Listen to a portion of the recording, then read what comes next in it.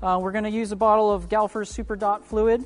You always want to make sure that you use a brand new bottle. If you've had the bottle open for more than a month, we'd say get a new one.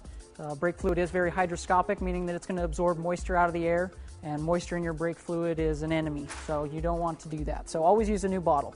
So what we're going to do is we're going to fill the reservoir, which is currently empty, and we're going to start the bleeding process using a Mighty Vac, which is probably the most common tool used in bleeding the brake system.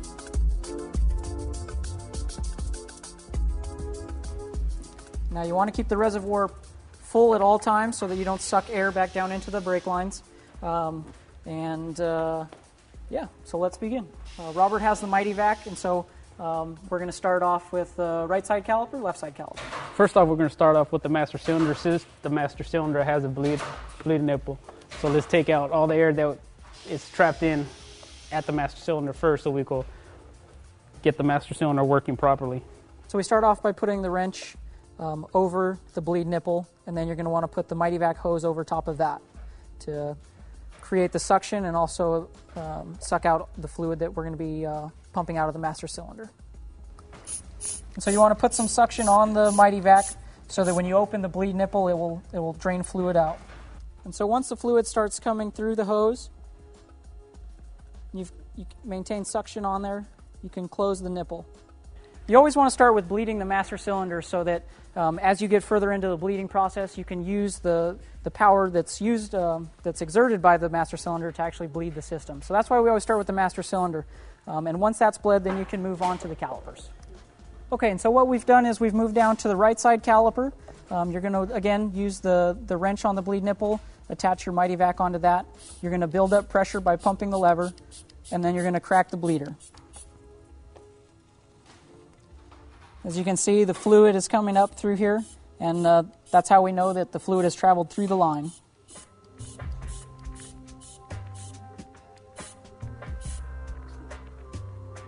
And then you're going to want to close the nipple back up once you've had fluid coming through.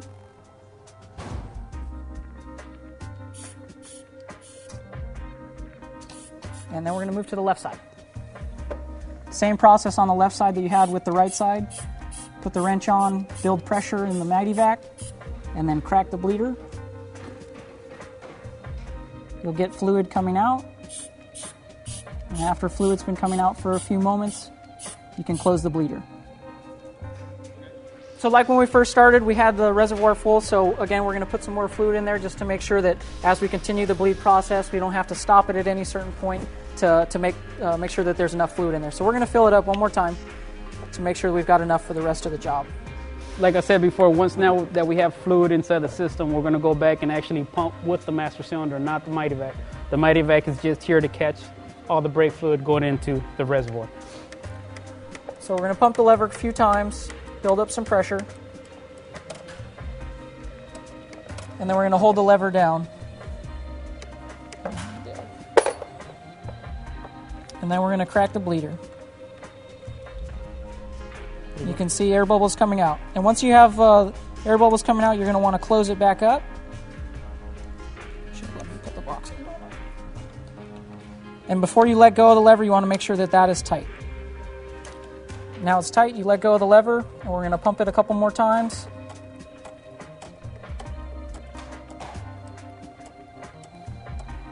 Usually about 10 or 12 times. And then we're going to hold the lever again, crack the bleeder again. And once again, you've got more air bubbles. And then once you've cracked it, you want to tighten it back up. Let go of the lever. We're going to pump it again. You should start feeling a little pressure building up in the master cylinder. That's it. And then once there, you use the Mighty Vac to keep the vacuum and suck the fluid out. And then you can break it off of the nipple. And then from that point, we can move on to the calipers again. So we're going to start again at the right side caliper. So now you're going to, once again, build up pressure with the master cylinder by pumping a few times. And then you're going to hold pressure on the lever while cracking the bleeder. You can see fluid and bubbles coming out of the caliper. Tighten the bleed nipple one more time. And then you're going to let go of the lever, pump it again. And again, you should feel pressure building up through the master cylinder. So we pump. Then we hold pressure, crack again, tighten the bleeder, and then let's do it one more time where you pump, building up pressure, and then we hold it, crack the bleeder, tighten the bleeder, and you're all good. Now use the Mighty Vac to suck the fluid out of the hose. And now we move over to the left side caliper. So now with the left side caliper, we're going to do the same thing. You're going to reach across the bike. Robert's going to bleed while I pump the lever. So again, we pump 10 or 12 times, hold the lever. Robert's going to crack it. You've got bubbles, tighten the bleeder. Once it's tight, you can pump again. You can already feel the lever getting really stiff. So hold the lever, crack the bleeder again, tighten the bleeder, and back to the lever, pumping it again. All right, last time. Okay. And now you should continue back and forth to the left and right calipers until you have no air bubbles coming out of the line. And once that happens, you're good to go. You want to make sure that the fluid in the reservoir is still in between its minimum and maximum. We usually set it right in the middle of the two. And then you can put the cap back on, make sure that you have your rubber seal over the top, and screw it back on, and that's bleeding your brakes. So we're putting back on the reservoir cap. You've got your rubber cap, and then you've got the sealing cap. And once that's on, you usually have 2 screws. Now, again, the reason that we leave the fluid level halfway and you have some room for expansion is that so, one, as the system gets hot, there's room for the brake fluid to move back up through into the reservoir, and it creates room so that your brakes don't drag. It's something that we also recommend whenever you're changing your brake pads or if you've recently removed the wheel and are putting it back in.